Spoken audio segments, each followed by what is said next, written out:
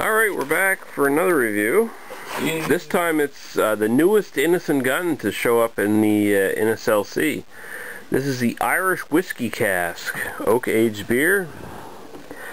Scottish stout, matured in oak barrels that previously contained triple distilled Irish whiskey. So that makes me think it's actually Jameson Irish whiskey. Cause blasphemy putting Scottish beer in Irish. damn Irish. It makes me think it's Jameson whiskey, which I haven't had yet, but they always go on about how they're triple distilled or whatever. That's the one where that commercial where the thing falls off the boat and the guy's like, oh yeah, saves it. Octopus or Kraken or whatever the fuck tries to kill him. Something. Yeah, whatever. Late last year we were lucky enough to obtain some extremely rare oak barrels from a famous distillery in Ireland. These barrels have been used to mature one of the great triple distilled Irish whiskies. Once they'd been emptied, we filled them with an Innis Gunn Scottish Stout, the first we have ever brewed. Then over weeks of maturation, the stout slowly unlocked the smooth, complex flavors from deep inside the oak. This is really cool. I always wanted Innis Gunn to make a stout, and finally they have. It's like French on this thing. Like French is like here. Yeah, well, I'm okay with that. Tasting the beer as it was maturing was an incredible experience. Chocolate flavored, blah, blah, blah. We love our own beer. Suck our dicks. This bottle comes from a select batch of only 300 barrels. Yeah, and carefully matured for 60 days. 7.4% alcohol by volume. Freaking beers are like 7 something, aren't they? Like, yeah, usually. the other one was 7.1. This is one of their bigger. This is one of their bigger ones. Usually it's between 6 and 7. So. That's pretty cool. Wow, that is darker than their rum cask. Holy crap.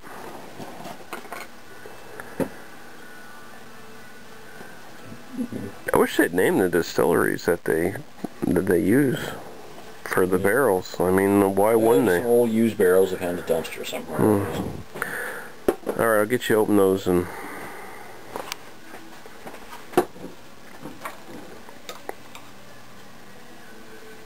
Uh-oh, clear bottle. Yeah, well, it's in a box, so...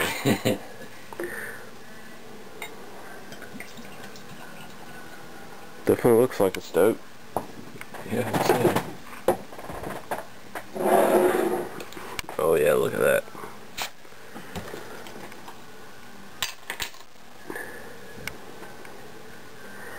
Innis Gunn making a stout, that's pretty much a wet dream coming true. I'm sure Mr. Grim Viking... Easy now! I'm pretty sure Mr. Grim Viking and Terry K were like overly excited by this, the whole idea. A bit too much excited.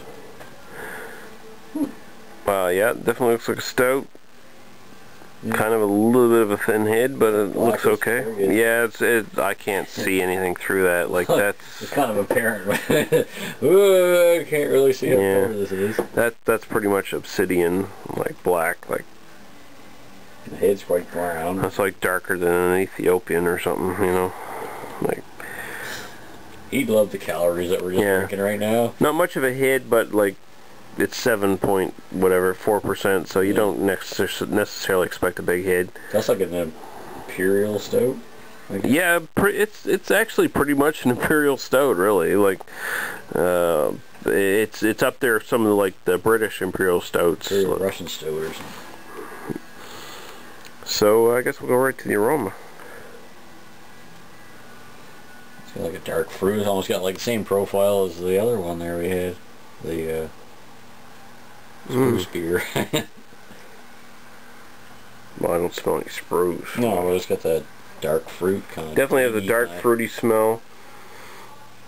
A little bit of coffee and chocolate in there. That's kind of an espresso kind of jobby, isn't it, or something? Yeah, there's supposed to be a stout. Well, there's that roasted character that you get from espresso. And you get that whiskey kind of smell. Yeah, it's got the vanilla kind of woody vanilla kind of oak smell from the actual whiskey casks. They're all about the flavor in Innis Gunn, aren't they, Frig? Yeah, oh yeah. All their beers are like insanely freaking flavored. That smells really good. Like, I'm guessing a Budweiser drinker wouldn't like this. I'm probably thinking maybe not. They'd probably be quite turned off by this, but that's great because too much flavor in there. I like the fact that they'd be turned off by this because this means more for me. But yeah, that's really good. Like it's not like your typical.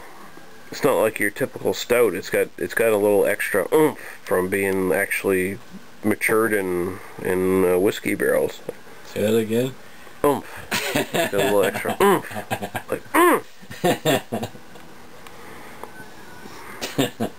Okay, I guess yeah, we'll go over. It does. Yeah, I guess we'll go over to taste.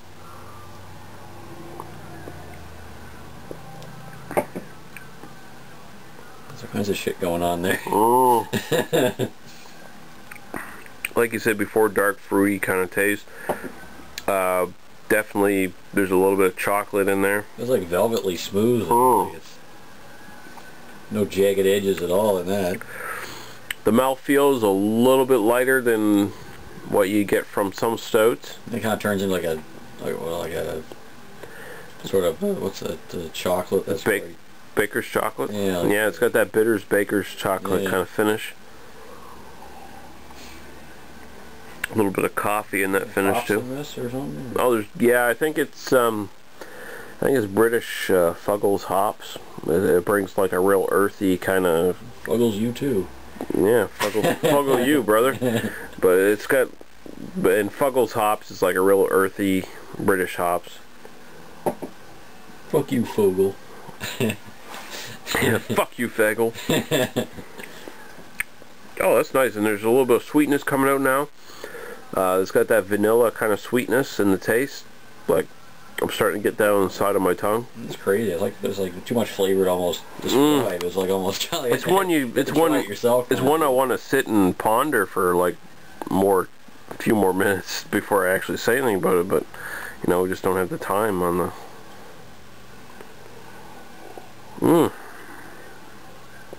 I think the only negative I can think of for this one is the fact that the mouthfeel is a little thin. That's about it. Like, it's you know, lower. There's lots of different kinds of flavor there, though. Yeah, it's lower medium bodied, but the flavor is big flavor. That vanilla is like that woody vanilla dryness, and it's coming out on the side of the tongue. Big sweetness from the vanilla, and it's like the dryness from the sort of woody character. And you got the chocolate, you got the coffee, dark fruit kind of flavors. It's sort of like an imperial stout, but at the same time it's not. 60 days in casks, and of course they probably already aged it again before that. And like how many bottles do they actually make of this, though? Like technically, I don't know if they actually label on this, if it's usually they tell you. Tells you all the colors, and you read the colors and the taste and shit. Did it? Yeah, I tend not to do that because, well, it agrees with us. Okay, color black. Yeah, well, that, you know, yeah, okay, I agree. Got that right. Yeah, they got that one. Look, chocolate and color right. Oh yeah. C-O-L-U-R. Yep. Right. Or as Chad would say, color. Fucking whatever. Nose, chocolate and treacle notes with vanilla and oak. Yeah, I'd say that. Yeah, I would say. Rich and intense dark chocolate flavor. I didn't find the dark chocolate flavor all that big, but there's definitely rich flavor. It's definitely there. Fills the palate, is complemented by almost soothing oak. Agree with that. Vanilla sweetness definitely on the side of the tongue. Bitterness from Fuggles hops and roasted character from the malt. Yeah, definitely. Finish long and complex and satisfying. Yeah, I still taste it in my mouth.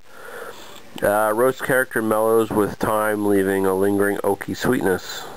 Yeah, I'd say they pretty much dead on. Probably the best way to do that is taste it and look. Then read it, yeah, and compare.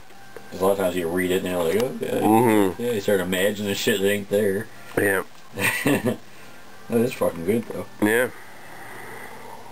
Friggin' Innis Gunn made a beer that was bad.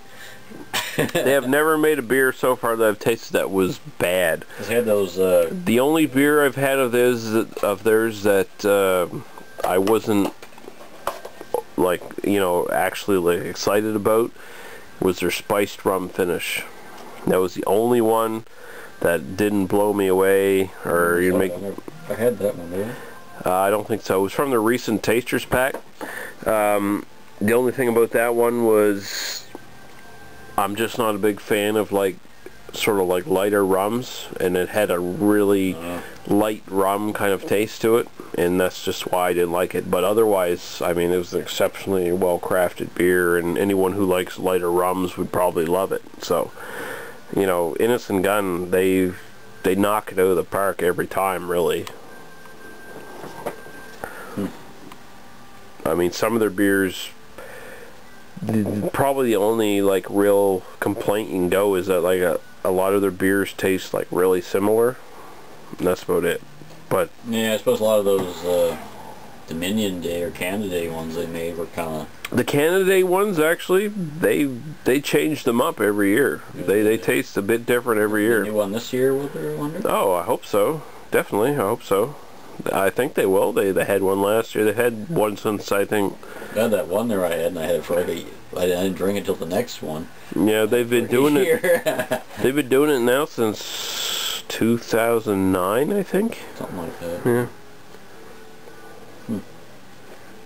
That's interesting. What are you saying about this one? I don't know.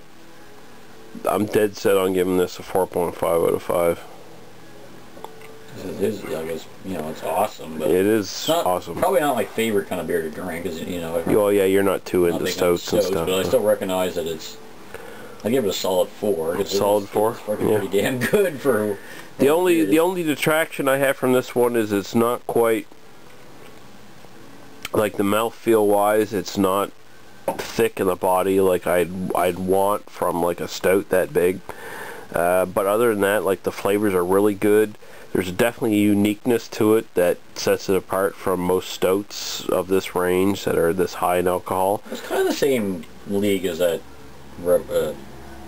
Propeller Revolution. Yeah, like this is like an imperial stout without as much fruitiness to it. Like this is almost just like a beefed up normal stout instead of like a imperial stout that has like these big fruit flavors to it.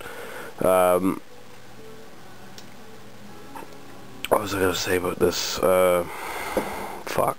I lost my train of thought, but... The 7.4 is getting to you. Actually, that's it. That's what it is. Can't taste the alcohol at all. Like, there's no alcohol burn or warmth or anything. Like, I can't taste that 7.4 at all, no. So it's another Innis Gunn beer that's incredibly fucking dangerous. Like all their beers, they mask the alcohol beautifully. Like another glass, and you're like, oh, his legs don't work. Yeah. Anymore. 3 of these, and you'd be fucking out of it. This could be your take to the bowling party, wouldn't it? The staff party. I'm not going to that fucking staff party. Fuck that shit. Oh come on, I go to the bowling party. That'd be fun. I don't like the rest of the staff.